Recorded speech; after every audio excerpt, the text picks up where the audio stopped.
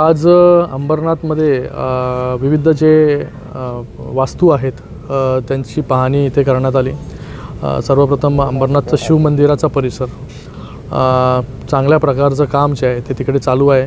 घाटाचं काम मला वाटतं एक 80% पूर्ण झालेलं आहे। त्याचबरोबर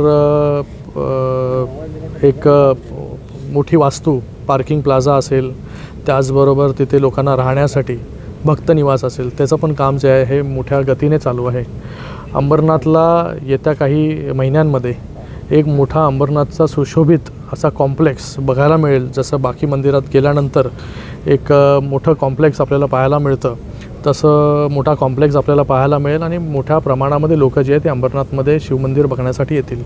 त्याचबरोबर अंबरनाथ मधील हे नाट्यगृह ज्याची मागणी गेले अनेक वर्ष होत होती, आज हे नाट्यगृहाचं काम 95% जे आहे पूर्ण झालेलं आहे।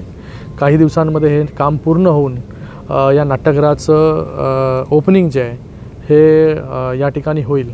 त्याचबरोबर अंबरनाथमधलं इंडोर आणि आउटडोर स्पोर्ट्स कॉम्प्लेक्स असेल, त्याची देखील पाहणी जी आहे ही आता करणार आहोत आणि त्याचं देखील काम जे आहे हे मोठ्या गतीने चालू आहे। म्हणजे अंबरनाथमध्ये ज्या ज्या गोष्टींची आवश्यकता आहे, इंडोर आउटडोर स्पोर्ट्स स्टेडियम, त्याचबरोबर अटल उद्यानला गेलो तिथे देखील पैसे मंजूर झाले, त्याचं देखील काम आता उद्यापासून जे आहे हे सुरुवात होईल। नाट्यगृहाचं काम संपेल। म्हणजे अंबरनाथमध्ये या सगळ्या लोकोपयोगी वास्तू याच्या अगोदर देखील मोठी कामं जी आहेत ती अंबरनाथमध्ये झालेली आहे। मेडिकल कॉलेजचा विषय असेल, त्याचबरोबर CC कॉन्क्रीटचे रस्ते असतील, त्याचबरोबर अभ्यासिका असेल, त्याचबरोबर अंबरनाथला एक ऑलिम्पिक दर्जाचा स्विमिंग पूल याचा देखील TS झालेला आहे।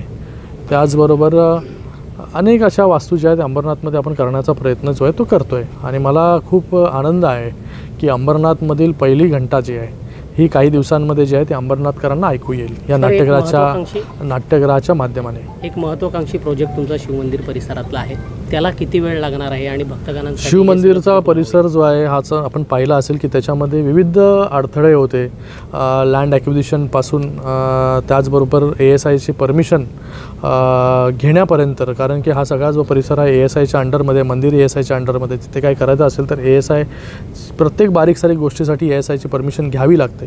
पण आज बहुतेक परमिशन जे आहेत ते आपल्याला मिळाल्या आहेत आणि त्याचबरोबर काम देखील मोठ्या गतीने चालू आहे। तर मला वाटतं आत्ता हा प्रोजेक्ट जो आहे तो एक अराऊंड 200 कोटीचा आहे। अजून त्याला पैसे जे आहेत ते लागणार आहेत।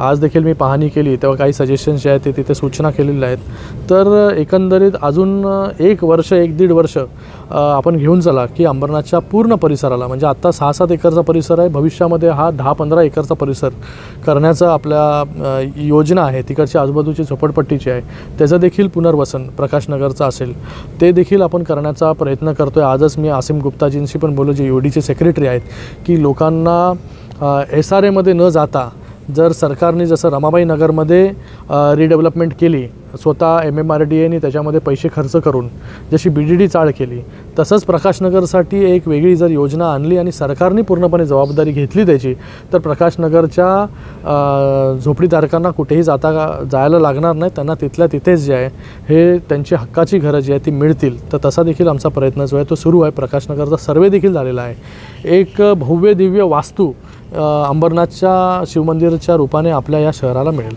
छोटा हो या बड़ा, हर बिजनेस का सपना होता है पहचान banana. THRM digital marketing agency आपके उस सपने को हकीकत में बदलती है। हम आपके सोशल मीडिया अकाउंट्स मैनेज करते हैं, वेबसाइट बनाते हैं, SEO करते हैं और Google my business account setup करते हैं, वो भी किफायती दामों में। हमारा ऑफिस उल्हासनगर और फोर्ट मुंबई में स्थित है। जुड़िए हमसे क्योंकि आपका डिजिटल सफर यहीं से शुरू होता है।